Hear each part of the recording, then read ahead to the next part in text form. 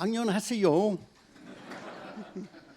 I'm Henry Stewart, Chief Happiness Officer of Happy, a company that I founded way back 38 years ago, when a happy workplace wasn't really a thing, though it is now.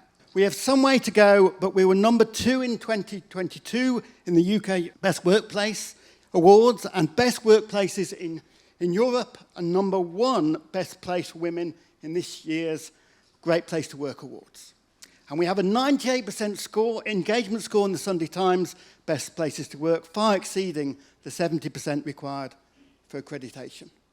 So yes, we've learned a few things about creating joyful workplaces. What do? We're a training and consultancy provider.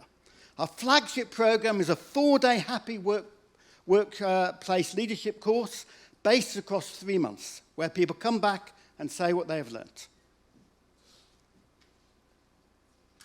So let me start with a question. How easy is it to get stuff done in your organization? Do you need to climb multiple levels of approval? Do decisions stall because somebody up top has to sign it off? This is Reed Hastings, CEO of Netflix. At most companies, the boss is there to approve or block the decisions of employees. This is a surefire way to limit innovation and slow down growth. When the boss steps out of the role of decision approver, the entire business speeds up and innovation increases. So how easy is it to get stuff done in your organization? I think large conglomerates like Samsung, Hyundai, and LG traditionally have top-down management and strong chains of command. Decision-making tends to flow from the top with approval needed at multiple levels. But some Korean startups adopt flatter structures, more horizontal. So, is it hard to get stuff done in your organization? Can you, hands up, is it hard to get stuff done in your organization? No? No? Okay. Is it easy to get stuff done? Okay. So I'd like to talk to you about managerless management. I'm talking about Buurtzorg, a Dutch health company. Hang on. Morningstar, a US tomato manufacturer. Happy, also a South Korean company. Haier, a Chinese white goods manufacturer.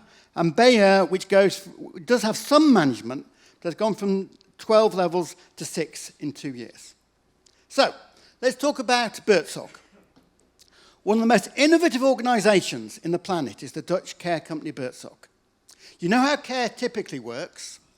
A central call center takes the calls, planners allocate the jobs, and every nurse gets a rigid schedule. 15 minutes with Mrs. Park, 10 minutes with Mr. Lee.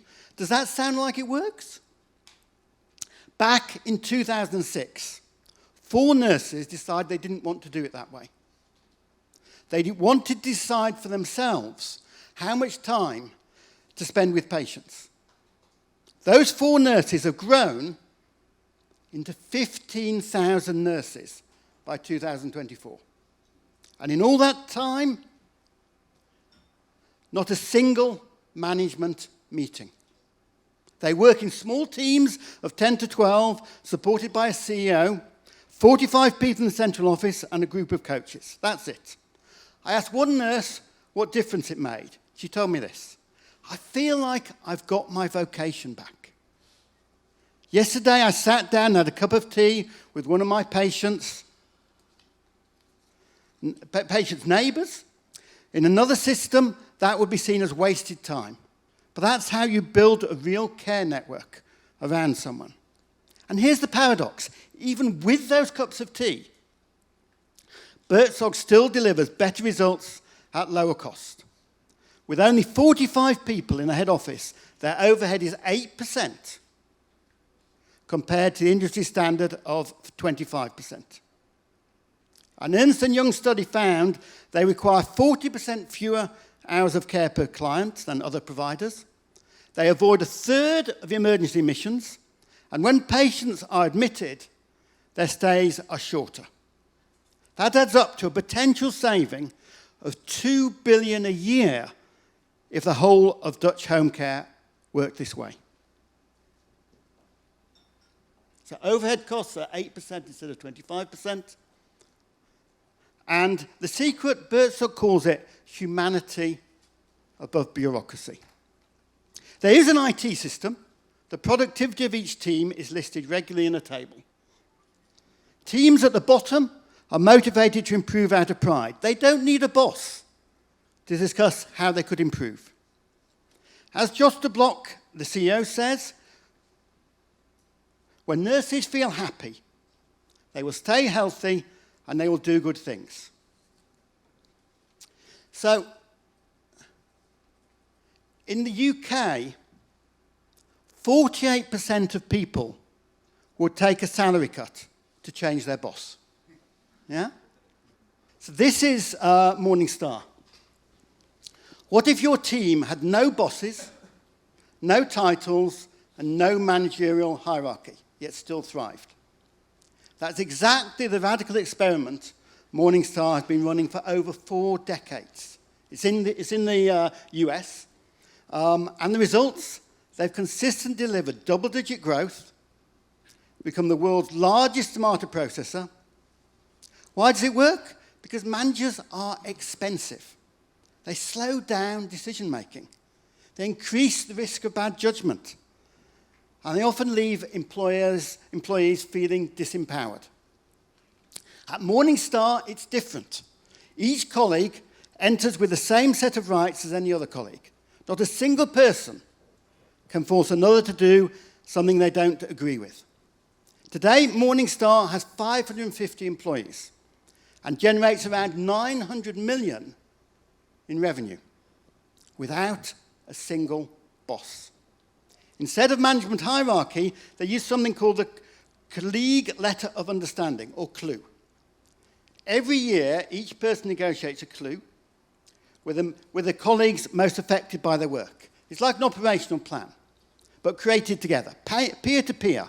One CLUE might involve 10 or more conversations, each lasting 20 to 60 minutes. This ensures accountability doesn't flow from the top down, it flows sideways through commitments to one another. Let's say a new piece of equipment is needed on the factory floor. In most companies, the request would climb the chain of command, wait for a manager's approval, maybe even get stuck in a budget committee. Weeks, sometimes months could pass. At Morningstar, it works differently. One colleague identifies the need, they research the options, run the numbers, prepare a case. They then consult the peers who will be affected. Maintenance, finance, production line operators, everyone challenges assumptions, asks questions, and helps refine the plan. When the group is convinced it's the right decision, the colleague goes ahead and buys the equipment. No permission slips, no signatures from a boss, just trust, responsibility, and accountability to their peers. The result, decisions are made faster, people feel true ownership, and innovation flows naturally. The lesson for Morningstar is real, it's clear. When you give people real freedom, they take real responsibility. No bosses, no hierarchy, just colleagues working together and thriving. So, back to my own company, Happy. I met this guy on a panel in Copenhagen in 2017. When David Marquette was made commander of the Santa Fe submarine, he realized he had been trained for a different model of submarine and didn't know how this one worked. So instead of him telling 130 crew people what to do, he coached his crew to make all decisions. This was based on ensuring there was competence and clarity of intent. The only exception, launching missiles. Okay, he would do that. The result was the Santa Fe moved from being underperforming to being the best performing submarine in US Navy history. 11 of the crew themselves later became commanders of submarines. That inspired me. So no decisions, best performing submarine in US Navy history. That inspired me. So in 2017, I decided as founder of Happy to do the same. I stopped making decisions. The only exception I kept was if somebody had to be let go. I didn't feel that should be the staff's responsibility. What happened? Well, we had been flatlining before. But then we grew by 25% a year because people took real accountability for their decision making. So at Happy, we believe people work best when they feel good about themselves. Who agrees with that? Go on. Put your hands up. Put your hands up. Yes? Okay. What then should be the focus of leadership in your organization? A framework where people work best. Is it the focus of leadership in your organization now? I was on a panel with the chair of a British retail organization that had 80,000 staff. And he put his hand up immediately and said, yes, that is how we do things. He talked about his last board meeting where they spent 20 minutes on the finances and 3 hours on how to motivate staff. Now, Speed and Lewis founded John Lewis, that was the retail company, back in the 1920s, and said that the supreme purpose of the John Lewis partnership is the happiness of the people that work here. So how would your organization be different if the focus of leadership was making people feel good? Yeah? I don't want you to agree or disagree with that. I want you to take the hypothetical and explore what that would enable. And it is true.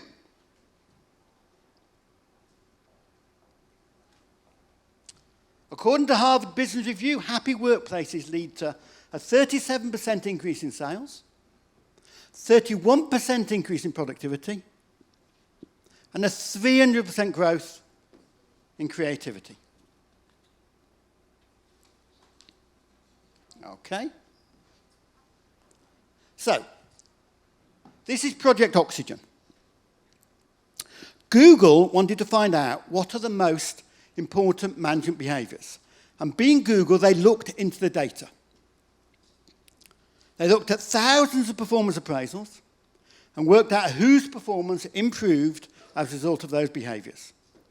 They discovered 8 key behaviors and they rated them. So, good communicator, express interest in your people, be productive, results-orientated, empower, don't micromanage, help with career development, key technical skills, be a good coach, clear vision. And they ranked the 8 behaviors. So I want you to have the top 2, okay? I want you to have the top 2. But they found the most important behavior of management was to be a good coach, okay? So I have three key tips for you. Play to your strengths. Gallup has found that for the UK, only 17% get to do what they do best at each day at work. But where they do get to do what they're best at, they are 30 to 40% more productive. So give them the trust and freedom to make their own decisions without responsibility from management. So at Happy, we like to think that 80% of our people get joy in their work. We're originally 73%, and we do have surveys on it. We're originally 73%, but we're now at 87%. And that was mainly based on strengths. So, we had a colleague, Nicole, whose job in the apprenticeship program was admin. And she didn't feel that was her strength. She likes talking to people. So we thought about how she could talk to people. And on the apprenticeship program, there's an advice and guidance program at the beginning. So we got her to go on a training course about guidance. And she now does the advice and guidance sessions. And her joy has gone from 60% to 90%. Okay? So get people to do what they are great at. Next one is give them the freedom to do it well. So trust people, give them trust and freedom to make their own decisions, irresponsible of management. And next, coach them to be their best. Those are my 3 key tips. If you do have management, let them step away and coach people. So, and as Laura French, account manager, says, it feels like we are working together to achieve a shared goal rather than competing against each other, and really feels like you're part of a family who cares about each other. Okay, Amy Edmondson talks about psychological safety. Psychological safety is a belief that, that one will not be punished for speaking up with ideas, questions, or mistakes. When psychological safety is high, 74% call their productivity high. When it is low, 43%. When psychological safety is high, 91% rate their performance as good or outstanding. When it is low, only 69%. So there's a company called DBS. I think there is one in Seoul, but it's based in Singapore, which has been named the world's best bank by Euromoney. Their guiding principle is simple but radical. Make banking joyful. Not just for customers, for employees too. Now, you don't normally put joy and banking in the same sentence, do you? Their leaders constantly ask, is this change making banking joyful for our customers? In a DBS meeting, the meeting owner states the purpose and context of the meeting, but is also responsible for making sure that everyone has an equal voice. There's also a joyful observer who calls out if the meeting owner doesn't get an equal voice for people. So the chief executive, Priyas Gupta, was once called out by the joyful observer, who told me he was not taking time to hear other opinions in the room. What did he do? Pierce thanked the joyful observer for the feedback and encouraged him to say more. News of this spread around the bank, encouraging others to accept the right meeting behaviour. Since this started, those who say they have an equal voice, share of voice in meetings has risen from 40% to 90%. So, there's one Korean company who works like this. It is called University Tomorrow. They're a marketing agency. They work as partners who collaborate and grow together based on trust. Since the members are the owners, they directly elect the CEO. They create a culture where all necessary information is made public and everyone can express their opinions. Yeah? So that is a Korean company that works like that. So this is Haier. Do you know about Haier? Yeah? It's the Chinese home appliances giant with 80,000 employees. Haier uses the concept of Renden Hai. Renden Hai is a management philosophy that prioritizes individual employees and customers, encouraging employee entrepreneurship and a customer-centric approach. Ren refers to employees. Dan represents empowering individuals within the organization to act as entrepreneurs. And Hei emphasizes finding solutions that create value for all parties involved. Now, Zhang Ramin was chief executive of Haier until 2021. When Zhang first took over as general manager of the Qingdao refrigerator plant in 1984, it was close to bankruptcy. One of his first acts has gone down in company legend. After receiving a customer complaint about a defective fridge, he discovered 76 of the fridges at the plant had the same problem. He had them brought together in the center of the factory, gave sledgehammers to the workers, and had them destroy the faulty fridges, each then worth 2 years' salary for a typical Chinese worker. But the message was unforgettable. The aim was to make clear that quality was not optional. So as Haier moved towards its Renden Hai approach, it abolished the roles of 12,000 middle managers who had to either become entrepreneurs or leave. There are now only 2 layers of management between the CEO and frontline employees. We replaced the bureaucratic model with a model based on self-employment, self-motivation, and self-organization, explains Zhang. Our goal is to let everyone become their own CEO. Zhang explained that Haier had split its 80,000 staff into units of 8. Instead of needing 13 levels of approval to spend, they now decide for themselves. Without management, things are working out much better. 0 signature, 0 approval. Growth went from 8% to 30% when they got rid of management. Zhang was asked if any company can follow their Haier model.